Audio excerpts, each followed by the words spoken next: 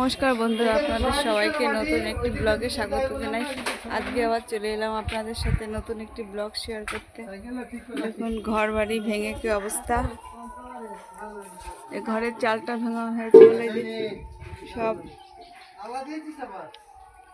টালি এখানে এই যে রান্নাটা সকালে এখানেই হলো।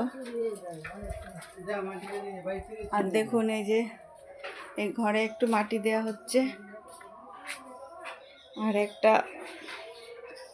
মানে আমার ছেলে দেখুন, ছেলেও অনেকটা মাটি এনে এনে দিচ্ছে, ওর বাবা কুপিয়ে দিচ্ছে। ও আগে একটা অ্যালুমিনিয়ামের গামলায় করে কিছুটা এনেছে, এখন এই বালতিতে করে আনছে। দেখুন ওর কতটা কষ্ট হয়ে গেছে। তাই ওকে আমি এখন একটু ভিটামিন দেবো।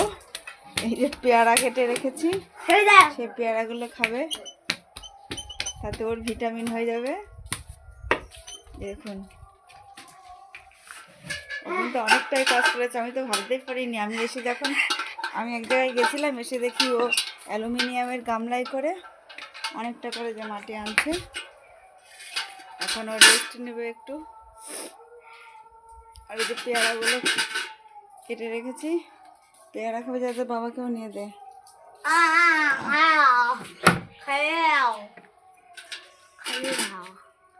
খাইয়ে দিতে হচ্ছে।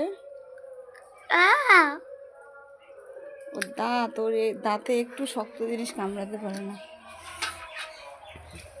তো রান্না বান্না তো হয়ে গেছে, সকালে কেউই খায়নি, এই জন্য নিচে হাঁড়ি উনুনে রান্না করেছে বলে হাঁড়িটায় কালি রয়েছে।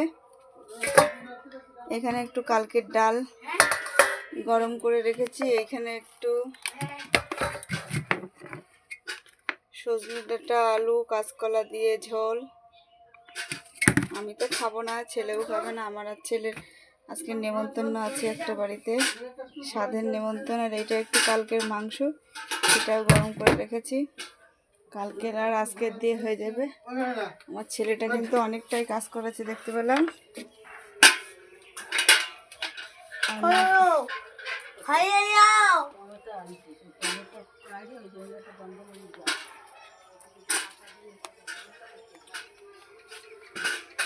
দেখুন কতগুলো রসুন রোদ্রে দিয়েছে।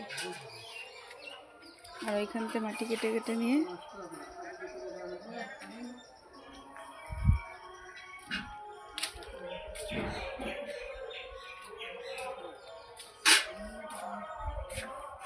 এই যে এখন ওরা এই মাটিগুলো কেটে কেটে এনে রান্নাঘরটায় দিয়ে, তারপরে এই আমার যেই ঘরে থাকি সেই ঘরের খাটটা এই ঘরে আনা হবে।